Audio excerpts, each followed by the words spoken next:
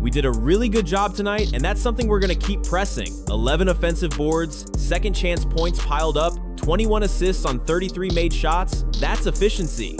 Shot distribution, on point. This was the definition of a strong team effort. We've said it all year. We're resilient, we're deep, and that lets us pull off things other teams don't believe we can. We're bigger than me, we're us. So here's the question. What happens when your superstar Caitlin Clark is sidelined, yet your team humiliates its so-called biggest rival? The Indiana Fever just answered it with a 92-70 destruction of the Chicago Sky, breaking 6 records in the process. You're about to see how Aaliyah Boston, Lexi Hull, Michaela Timson, and Kelsey Mitchell turned this into a clinic while leaving Angel Reese's crew looking rattled and hopeless. If you've got the Fever, drop it in the comments. Once again, the Fever face the Sky. Once again, we run them off the floor. 92-70. It was a whole party. Imagine driving to the basket and bam, the rim disappears because Aaliyah Boston is standing there. Chicago lived that nightmare all night. Boston is now 3rd all-time in Fever history for career blocks, 132 in just 112 games. That's not luck. That's relentless dominance from a third-year star. The Sky went inside to Cardoso, thinking she was their sure thing. Blocked by Boston, erased, gone. And this was all without Clark. People claimed without their floor general, Indiana's defense would collapse. Thought Chicago's bigs would eat inside. Boston turned the paint into a no-fly zone. In the first quarter, she swatted a layup so clean it ricocheted to midcourt momentum stolen. She's faced Cardoso before, at South Carolina practices, and her eyes said it all. This matchup is mine, and she owned it completely. Boston's shot blocking isn't reckless. It's precise, calculated, soul-crushing for opponents. By half, Chicago settled for awkward mid-range jumpers instead of testing her again. That's what a true defensive anchor does. Changes how the other team even attempts to score. And Chicago? They never adjusted. Every paint attack turned into empty possessions, feeding Indiana's transition game. In a rivalry game, that's not just stats, that's a statement. It was about setting the tone in one of the most important games of the year. Boston fueled a 22-point humiliation that left the Sky with nothing inside, while someone else made sure they couldn't breathe outside the arc.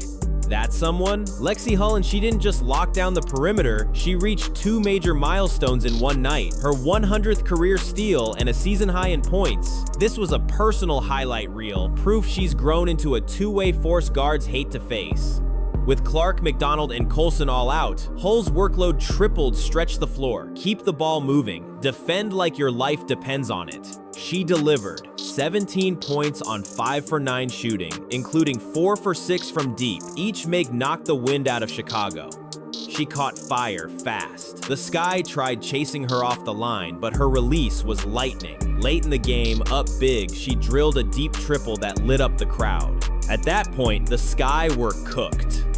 And her defense wasn't just stat padding. That 100th steal came from anticipating the pass, reading the play, and taking it clean to flip possession. Her energy was contagious. The bench was up, the fans were loud, and Indiana never eased up.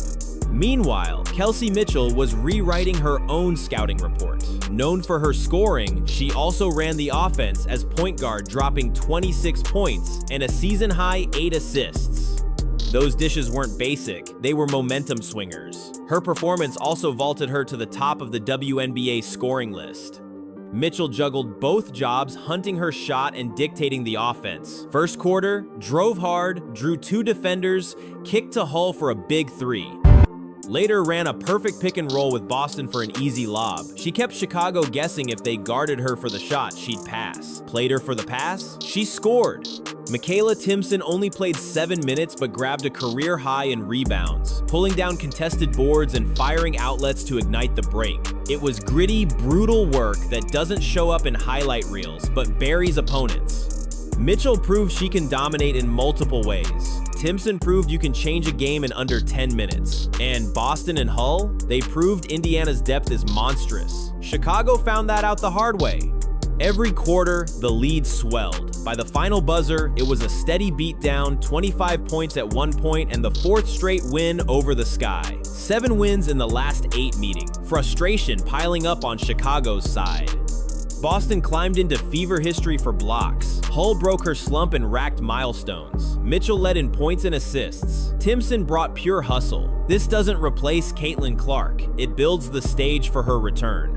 The Fever aren't just making the playoffs. They're coming in with layers of depth, a killer culture, and momentum. Boston's wall, Hull's fire, Mitchell's orchestration, Timson's grit when Clark returns, this becomes a nightmare for the rest of the league.